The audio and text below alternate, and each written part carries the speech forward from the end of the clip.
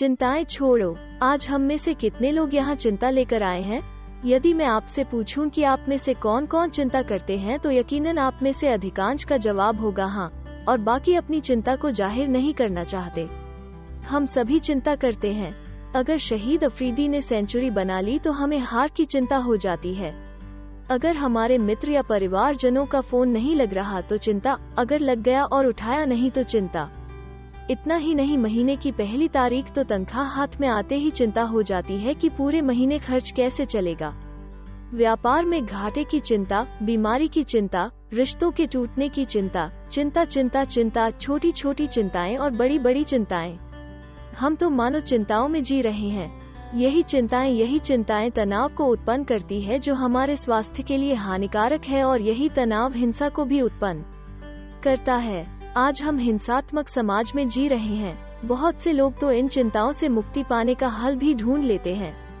बाबाओं के पास ज्योतिषी, तंत्र मंत्र, ताबीज जैसे बहुत सी तरकीब आजमाते हैं ताकि उन्हें अपनी चिंताओं से मुक्ति मिले, पर चिंता कम होने की बजाय और बढ़ जाती है, कारण कि हम गलत जगह पर अपनी चिंताओं का समाधान ढूंढते हैं। आइए देखें परमेश्वर का पवित्र वचन आज हमसे इस विषय पर क्या कहता है।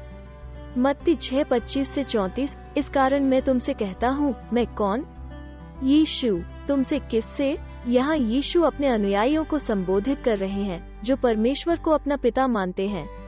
किस कारण? इससे पहले यीशु कहते हैं, इस संसार की वस्तुओं के और धन संचय करने के पीछे मत भागो, परंतु परमेश्वर और स्वर्गीय बातों पर मन लगाओ। कोई भी दो स्वामियों की सेवा नहीं कर सकता। इसलिए यदि तुम परमेश्वर पर विश्वास करते हो, परमेश्वर की बातों पर मन लगाते हो, तो तुम्हें इन दुनियावी बातों की चिंता करने की कोई आवश्यकता नहीं है। यीशु मसीह यहाँ कुछ कारण बताते हैं कि हमें क्यों चिंता नहीं करनी और किस प्रकार हम इन चिंताओं पर जय प्राप्त कर सकते हैं। सबसे पहले यीशु हमें बताते हैं कि हमें क्यों चिंता नहीं करनी। नंबर 1, चिंता हमें आवश्यक बातों से भटका देती है। मत्ती 6:25 में लिखा है, इसलिए मैं तुमसे कहता हूँ कि अपने प्राण के लिए यह चिंता न करना कि हम क्या खाएंगे और क्या पिएंगे, और न अपने शरीर के लिए कि क्या पहनेंगे। क्या प्राण भोजन से और शरीर वस्त्र से बढ़कर नहीं? यीशु हमें बताते हैं कि इन भौतिक वस्तुओं से बकर हमारा जीवन है। एक अन्य स्थान पर यीशु कहते हैं कि यदि मनुष्य सारा संसार प्राप्त कर ले और अपने प्राण की हानि उठाए तो क्या लाभ। एक धनवान ने अपने सारे गोदाम भर लिए और कहने लगा, मैंने वर्षों का धन इकट्ठा कर लिया, इसलिए हे मेरे प्राण, खा पी और मस्त रह। उसी रात उसके प्राण उससे ले लिए गए। वो सारा धन उसके किस काम आया?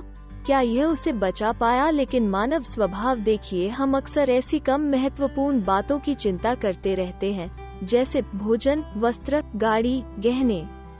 रोचक बात है कि मूल भाषा में चिंता का अर्थ ध्यान भटका देना है। यीशु कहते हैं कि इन भौतिक वस्तुओं की चिंता करके तुम उस मुख्य बात से जो जीवन देने वाली है भटक जाते हो।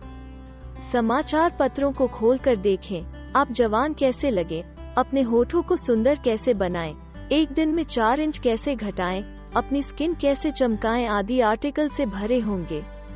यीशु मसीह कहते हैं कि यदि इन भौतिक चीजों में आप अपने जीवन की पूर्ति कर रहे हैं तो आप जीवन के अर्थ को खो रहे हैं।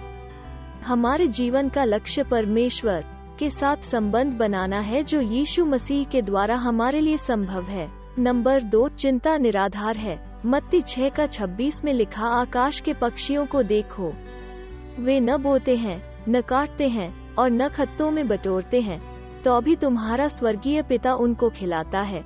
क्या तुम उनसे अधिक मूल्य नहीं रखते? चिंता करना परमेश्वर के चरित्र पर संदेह करना है। अपने घर में मैंने एक कुत्ता पाला है। मैं उससे बहुत प्यार करता हूँ। शाम को जब घर वापस आता हूँ, पूंछ हिला हिला कर पूरे घर के चक्कर लगाता है।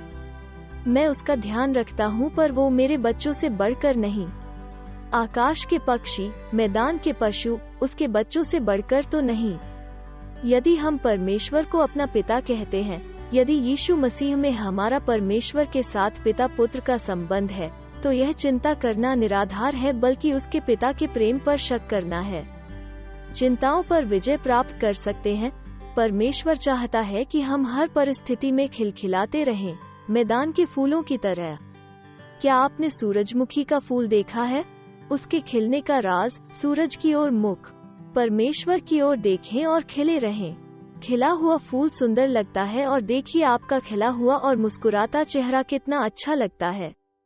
यीशु मसीह कहते हैं कि परमेश्वर के दानों को देखें।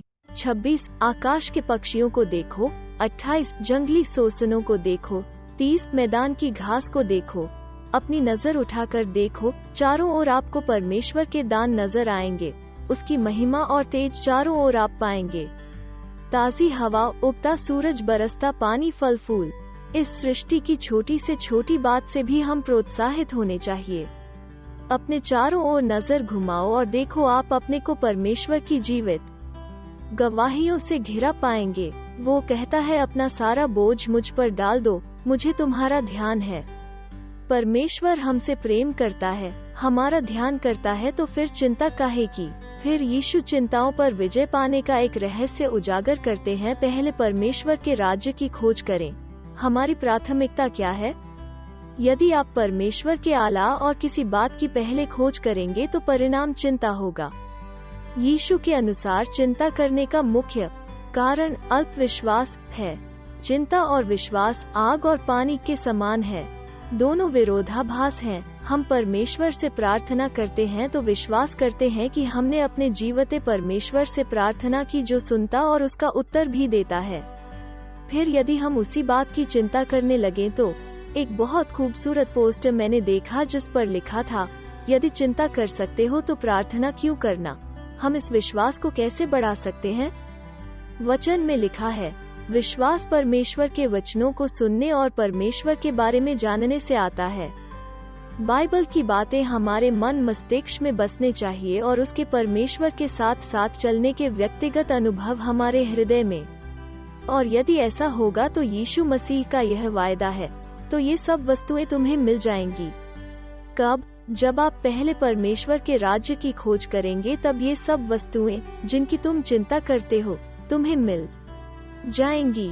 अंत में मैं आपको एक बार फिर याद दिलाना चाहूँगा, ध्यान रखें, यीशु ने यह सब अपने अनुयायियों से कही, लेकिन जो उसके अनुयायी नहीं हैं, जिन्होंने अभी तक परमेश्वर के उपायों को जाना नहीं, जो अभी तक यीशु मसीह के प्रेम से वंचित हैं, जिन्होंने अनंत जीवन प्राप्त नहीं किया, उन्हें चिंता करने की जरूरत है। उन्हें अपने कल के बारे में चिंता करने की जरूरत है। उन्हें अनंतता के बारे में चिंता करने की जरूरत है और उन्हें अपने उद्धार के बारे में चिंता करनी है। आज समय है सोचने का, विचार करने का। यदि कोई है जो आज मसीह को पाना चाहता है तो आप हमसे बिना झिझक आकर मिल सकते हैं। गॉस्पल मार्च की तरफ से आप सभी को जय मसीह की। कृपया और भी शेयर और सब्सक्राइब कीजिए। धन्यवाद।